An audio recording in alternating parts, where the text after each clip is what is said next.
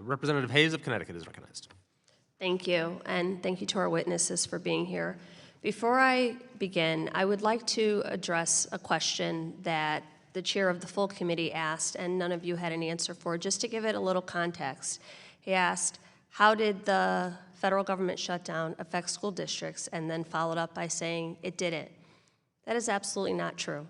School districts do not operate budgets on a week-to-week basis. So much of the Title I funds and the IDEA funds that support our special education students had already been dispersed over the summer.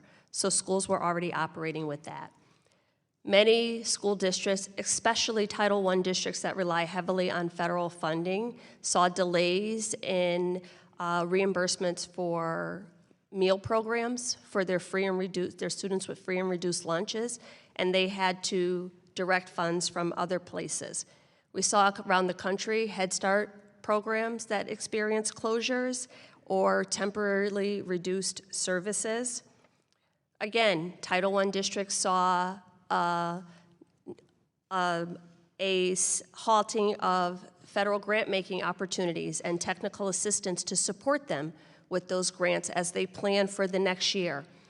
I can tell you that my friends at the Department of Defense Education Activities, which is DODEA, our military schools, worked for several weeks without being paid, and many of their extracurricular activities were halted. They still showed up, so the students didn't feel the impact, but if you ask them if there was any direct effect from the federal government, I'm sure that their answer would be different.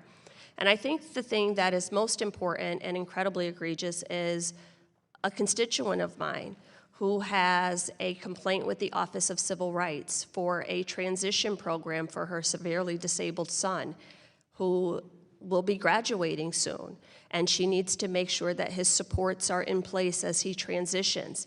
And she lost weeks of getting an answer, or at least a meeting or a decision so that her son can transition out of high school. So for our most impacted students in our most vulnerable school districts, if you ask them if there is any impact for those teachers working in those communities and those administrators trying to plan for the next year, they absolutely felt the effect of the last several weeks. I'm glad we're having this hearing today, but I also understand that this hearing is yet another example to try to make the case for why we do not need a Department of Education.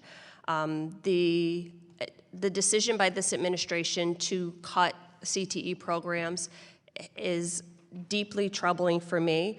And I know that the Department of Labor excels at directing federal funds to short-term job training programs. But Ms. Rice, I listened to your testimony, and you talked about these programs as being a first experience, exploration, career development. Those are all things that educators do. I know this because I am an educator, if you can't tell already, but a person who has a cybersecurity background could not educate your students in the way that you did. In the way that you do, could not align that work to the standards, could not make sure that they're exploring and having a club and different opportunities. Ms. Gasper, you talked about many of your students, the percentage that go on to the military.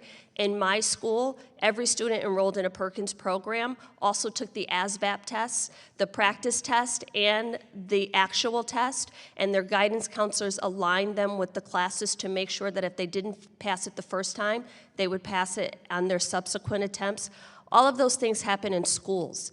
And there should be conversation and collaboration between business and the workplace, but teaching is a profession and it is different. And just because someone runs a business doesn't mean that they can teach young people to love a career or have opportunities to explore, to fail and try again. So I have a lot of questions, but I already know the answer to many of these questions, so a lot of this is rhetorical for me. What we should be doing on this committee is finding ways to match teachers with partners in the business world so that they can bring that real life experience in real time to keep them updated. But we would be hard pressed to think that someone who runs a successful business could stand in front of a classroom of high school students and transfer that knowledge and allow those kids to grasp that information. So, Ms. Christie, I really appreciate what you said about you don't care where the money comes from, you just want to make sure it's there and available for kids. But I hope you hold firmly to the last part of CTE, and that is the education part, and our kids deserve that aspect. My time is up. I have no questions. Today on Capitol Hill, Representative Jahana Hayes of Connecticut pushed back against claims that the recent federal government shutdown had no impact on America's schools. During a committee hearing, Representative Hayes addressed a comment from the chair suggesting school districts were unaffected. She called that statement absolutely not true, explaining that school budgets don't operate week to week and many districts rely heavily on federal programs like Title I and IDEA. Those funds had already been distributed earlier in the year, she said, leaving schools vulnerable when reimbursements and new funding were delayed.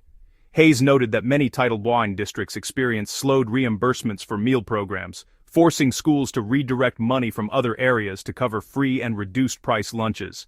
Across the country, some Head Start programs faced closures or temporary service cuts. She also highlighted military schools under DODEA, where staff continued working for weeks without pay and saw extracurricular programs halted, choices made to protect students from feeling the disruption. Representative Hayes gave one particularly emotional example. A constituent whose disabled son is set to graduate soon. Because the Office for Civil Rights was stalled during the shutdown, the family lost weeks waiting for decisions needed to ensure his transition supports were in place. Hayes stressed that the shutdown's effects were deeply felt in the most vulnerable school communities by students, teachers, and administrators planning for the next year. Shifting to the focus of the hearing, she criticized efforts to use the moment to argue against the need for a federal Department of Education. She expressed concern over cuts to career and technical education programs under the current administration, saying that while the Department of Labor is strong in short-term job training, CTE is more than that. It is exploration, development, and education, all grounded in classroom expertise. Drawing on her own background as an educator, Hayes emphasized that teachers, not business leaders, are trained to align coursework with standards, guide students, and create meaningful learning experiences.